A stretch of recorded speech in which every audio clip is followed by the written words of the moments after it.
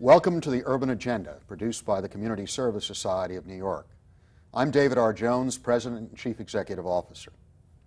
Making sure that poor children receive a proper education to give them the skills to compete for jobs has been long a priority for CSS. Today's show focuses on a new development in this arena. We will be talking about a lawsuit with CSS, one of the plaintiffs, to force New York State to reformulate school funding so that, like students in rich districts, those in poor ones get an adequate education. Joining me is Dr. Roscoe C. Brown, Jr., Director of the Center for Urban Educational Policy at the CUNY Graduate School, a former president of Bronx Community College. Dr. Brown has long been involved in education issues. Our other guest is Juan Cartagena, CSS General Counsel, a graduate of Dartmouth College and Columbia Law School. Juan is a civil rights attorney with extensive litigation experience in voting rights, education, job discrimination, and language rights issues. Juan, could you tell us a little about the lawsuit that we're engaged in at CSS? Sure. 1995 is going to be a very, very important year, critical year for the courts. For the first time in well over 13 years or so, the Court of Appeals of the State of New York will decide whether that decades of neglect and proving statistical data that shows that education is not working for the poorest children in the state, whether or not that is finally going to reach the level of constitutional proportions. At issue is whether the state's funding system that in the state of New York relies so heavily on local tax base to provide monies for public schools, whether or not that violates the state's constitutional education article, which basically says that the state must provide and maintain free public schools for all children. And that's really going to be a critical issue which is going to be heard this year for the first time in so many years. Yeah, can you tell the audience just the kind of disparities we've been finding as we've done our research? We've done a lot of research, and a lot of it supports the essential claims of this lawsuit. The lawsuit is called Campaign for Fiscal Equity versus the State of New York.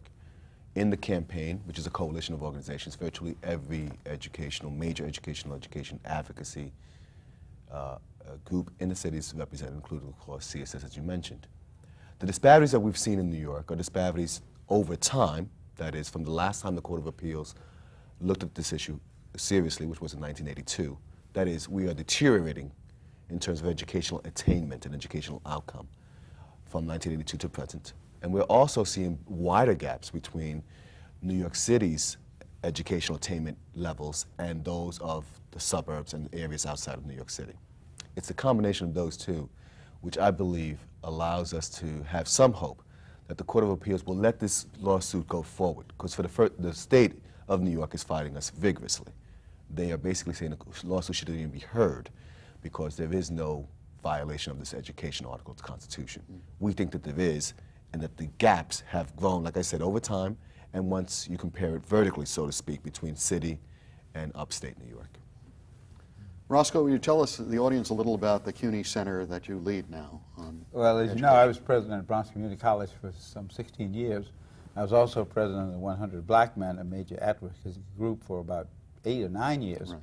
And in this time, I did a lot with the various political and other leaders to try to improve the quality of education and the quality of services to our community. At Bronx Community College, we were very successful in doing a number of things. We set up a family college where people on public assistance can go to the college and their children can go to school at the same time. We set up an alternative high school, the University Heights High School. We developed an Educational Opportunity Center and so on. And these are things that can be done. But when it comes down to the public school, and one of the things I did while I was president of Bronx Community College was to develop the Bronx Educational Consortium, which is a consortium of all the superintendents of the community school districts, the high school superintendent in the Bronx, all of the colleges, and many of the social agencies, to see what we could do to coordinate our educational services. And that's going along fairly well, but the big problem, of course, is the one that Juan spoke of, and that has to do with the financial inequity. And the financial inequity is one that's being challenged all over the country. There are suits in Kansas and Kentucky and Texas and so on, and that's one of the things we do at the center, is to look at what's being done in terms of dealing with equity issues, what's being done with school finance, what's being done with school governance. For example, I'm working with a number of educational advocates in terms of improving and modifying, somewhat radically, the school governance. So one of the things that I was reflecting on, as Juan was talking about, is what's happening in some of the other states where they try to deal with financial equity. For example, New Jersey has the thorough and efficient law, where supposedly each student is supposed to get a thorough and efficient education.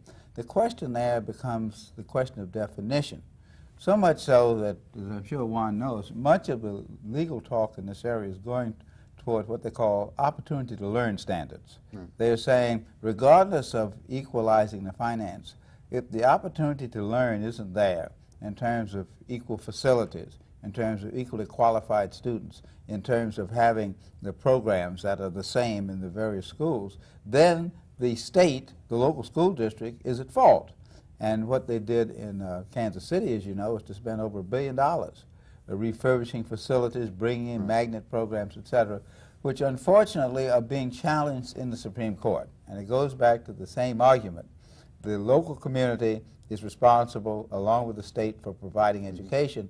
And if the local community chooses, for whatever reason, lack of tax base, lack of incentive, not to do this, the Constitution isn't violated.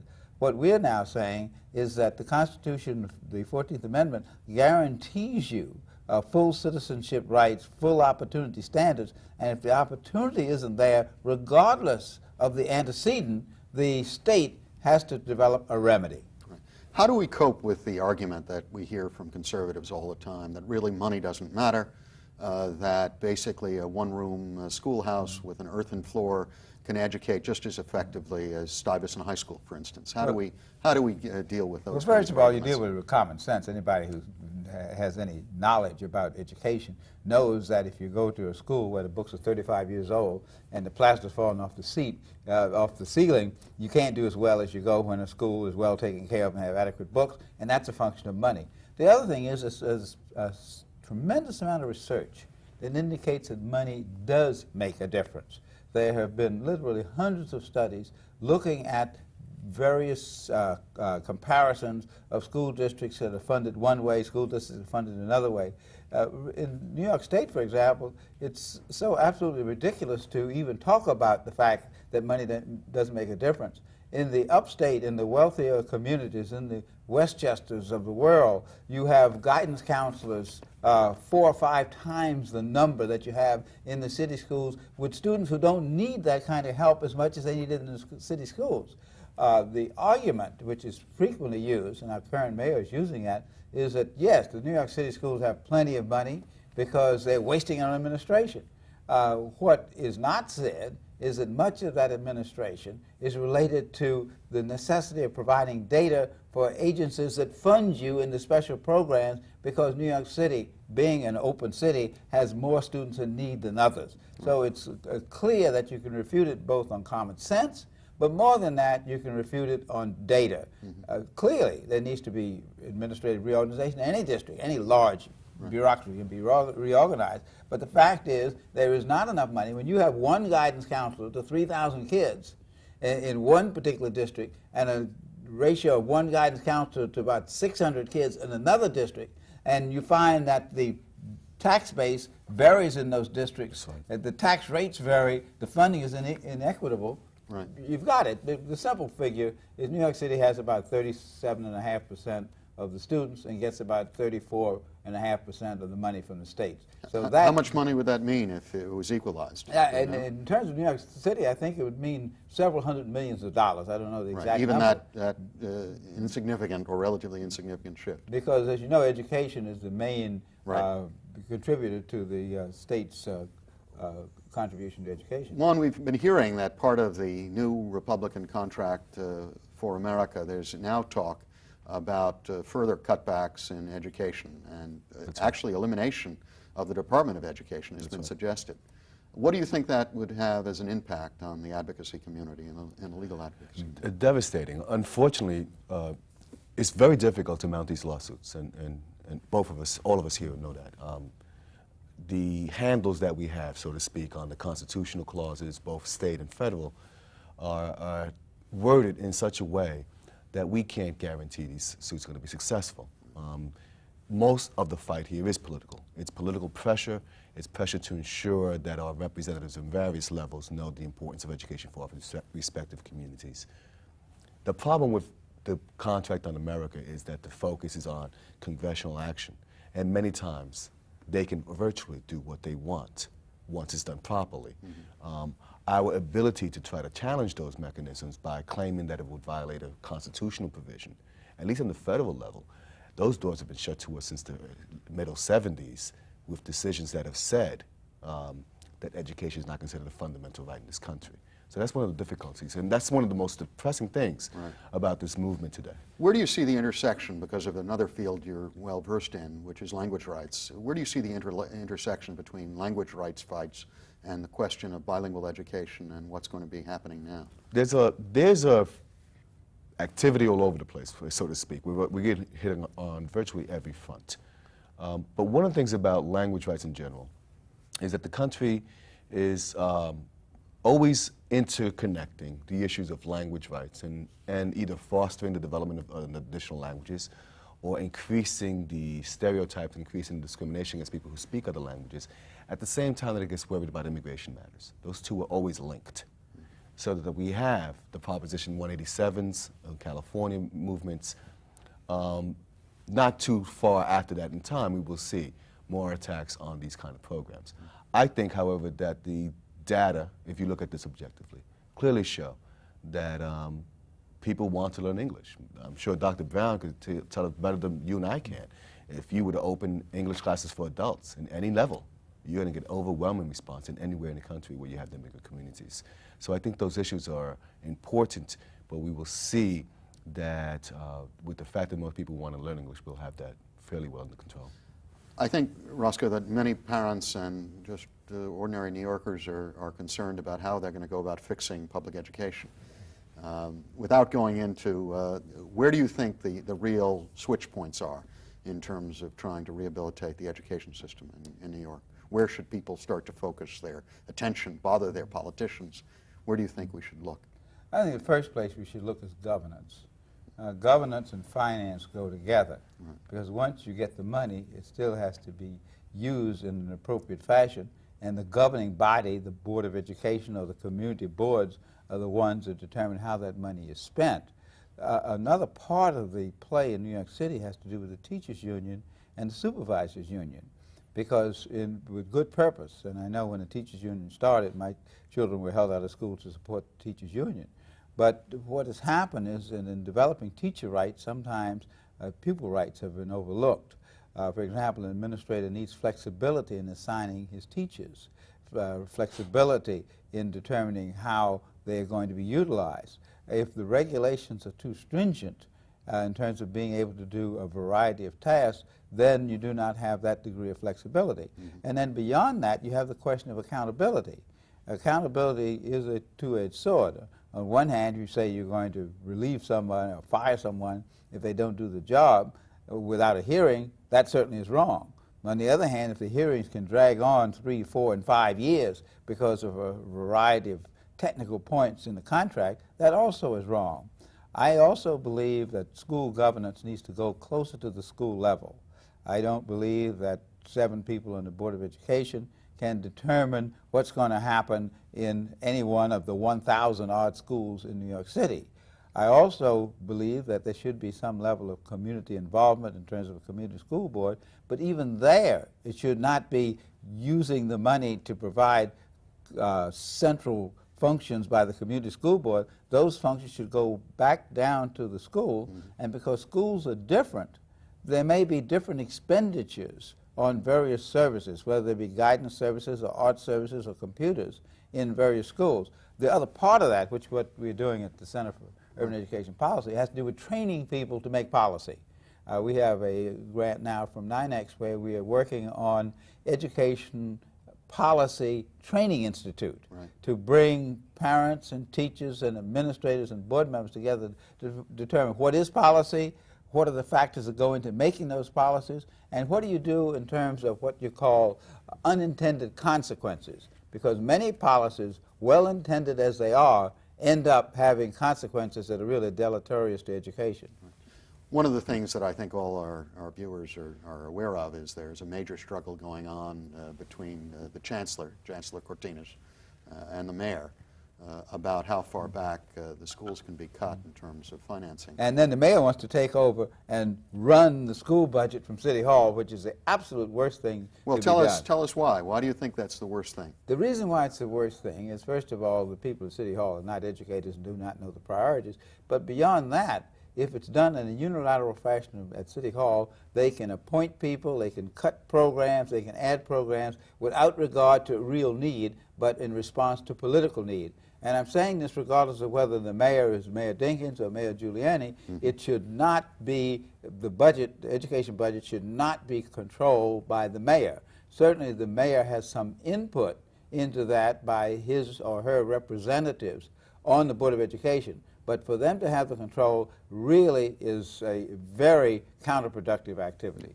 Juan, you talk to other advocates across the country. What is the feeling? Is there any kind of broad-based move afoot nationally, at a state level or nationally, to try to protect educational rights for poor children that you know about? There's activity going on in a number of areas, particularly in the lawsuits, as Dr. Brown mentioned before, with respect to the different states and how that activity is percolating. Right. And there is a sharing of information. We have been looking at these issues for quite some time now. The court process is very slow, and we expect to continue to fight this battle. In the New York case, the case that we mentioned before, we think there's some hope of winning this round of the litigation. Then it gets kicked back down for a full trial, and then we'll hear about those issues that you raised so far in this program. Does money count, and how? Is money being wasted? Does it make sense to pour more money into a city system like New York's? But it is at that trial level that we expect to show a lot of these inconsistencies. And I think that is what's going on in this matter. Roscoe, on another education-related subject, CSS in, I think, 1913 or so, created the first prototype school lunch program. That's another one that's on the chopping block. What is your reaction to that kind of attack? Well, clearly, whenever basic services to people, particularly poor people, are challenged, the society has to rise up and challenge it. The question is, why are they doing this? The suggestion is that many of these programs waste money, that many of the children receiving these don't need them. You don't throw out the baby with the bathwater. If there are excesses, and to my opinion, they're a very small number of excesses, just correct the excesses. Don't throw out the program. I think that the Contract for American People have made a big mistake in focusing on school lunches, because that's something that everyone can identify with. You know that children need that nutritional work. As a matter of fact, there's a study that was done that shows that the nutritional standards in this country rose in direct relationship to the growth of school lunch programs in the early 40s and during World War II. The idea is during World War II we need to have strong, healthy youth for the Army, etc., so therefore we would bring these programs into schools. Right. The other part of this that's not recognized, because all of this has an economic overlay, school lunch programs are loved by the farmers, because when they can't move the food anywhere else, they can move it to the school. So I think the Republicans have a loser on this. The fact that there are excesses in any particular service, whether it's in Lockheed or Chrysler or in a school lunch program, the excesses ought to be corrected. You just don't close Lockheed, you just don't close Chrysler. As a matter of fact, you give them billions of dollars so that they can function. We have more support for corporations than we have for people in this country. Even though corporations help to generate the wealth, we shouldn't just keep hitting on the poor people and forgetting the corporation. So there's a lot to be said for that. I think anyone who has a kid in school or knows a kid in school knows you can't and shouldn't cut school lunches. Yeah, Roscoe, you mentioned earlier that, and touched upon something that CSS has been looking at for a while now, which is the question of the teachers union, supervisors. What part do all these components play? I guess one of the reasons I, as head of CSS, have been passionate about schools is I remember my own PS 138 in Crown Heights, where we had in the third grade, I think 4 or 5 substitute teachers within a year when the district turned predominantly non-white. I go back now to districts and schools all across the city which have large concentrations of Latino and African American children.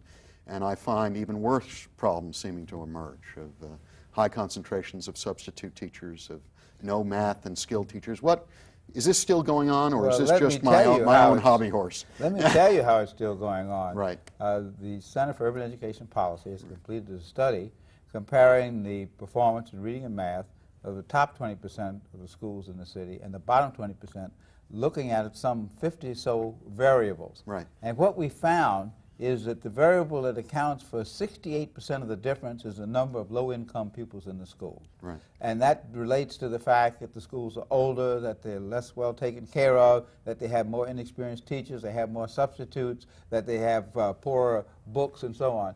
That clearly indicates that something is wrong. Poor kids can learn just like rich kids. Poor kids need an opportunity.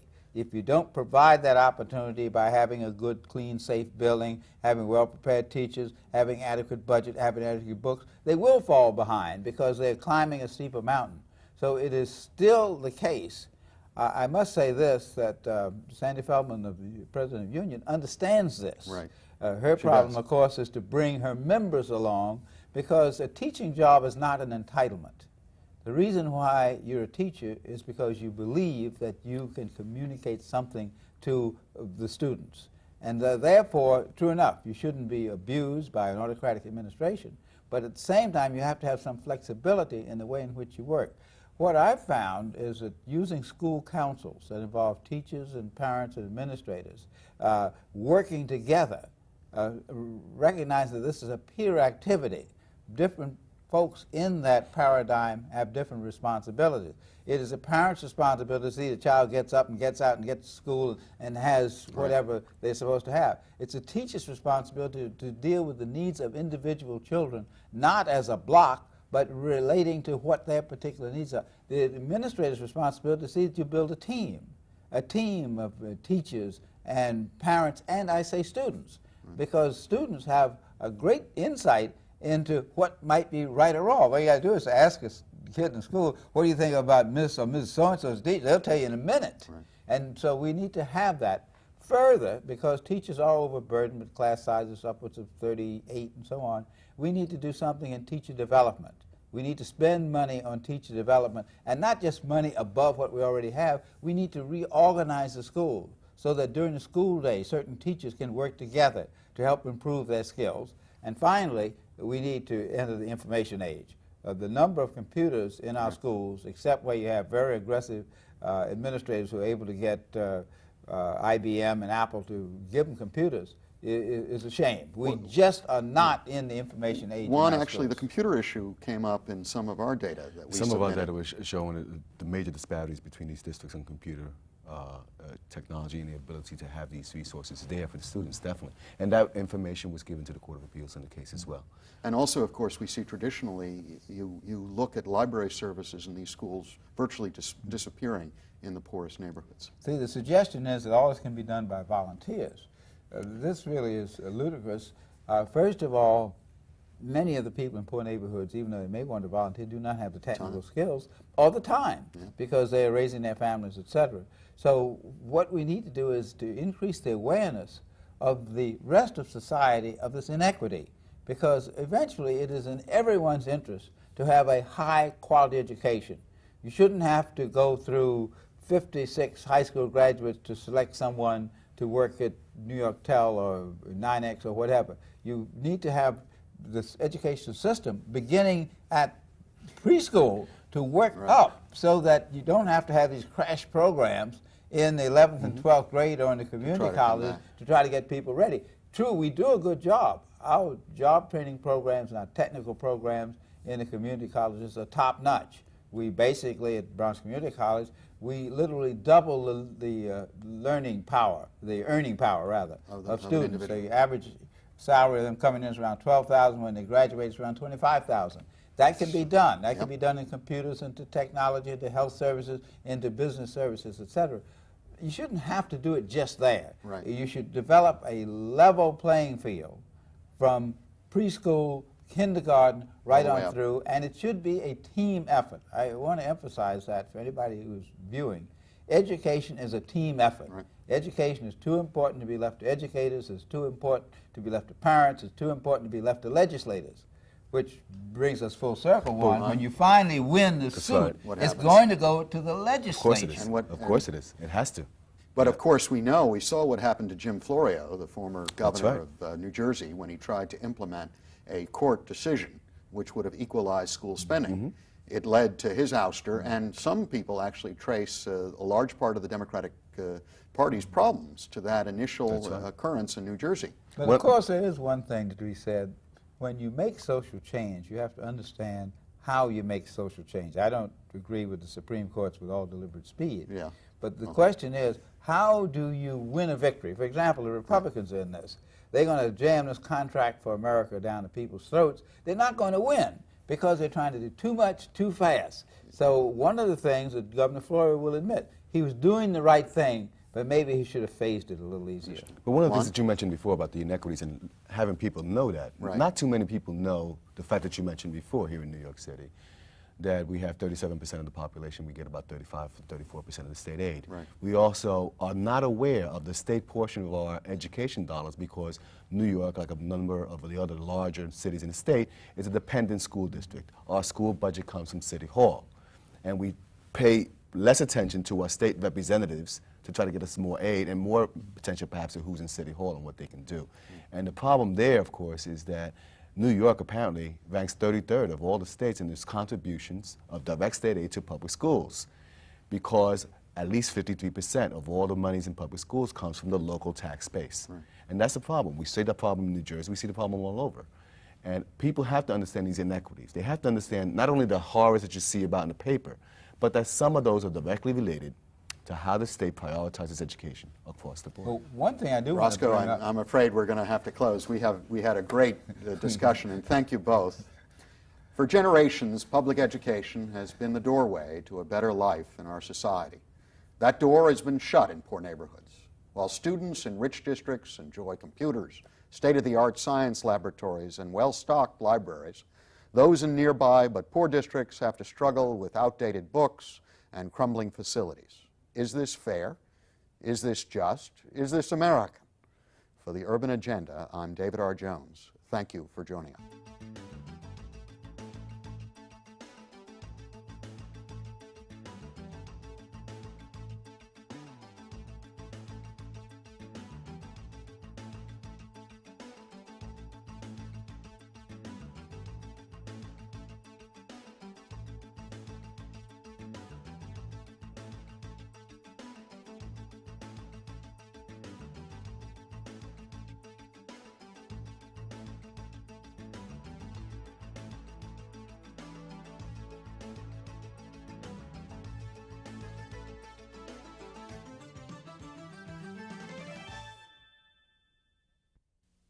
To comment on the Urban Agenda or for more information on CSS, contact Community Service Society of New York, 105 East 22nd Street, New York, New York, 10010. Area code 212-254-8900.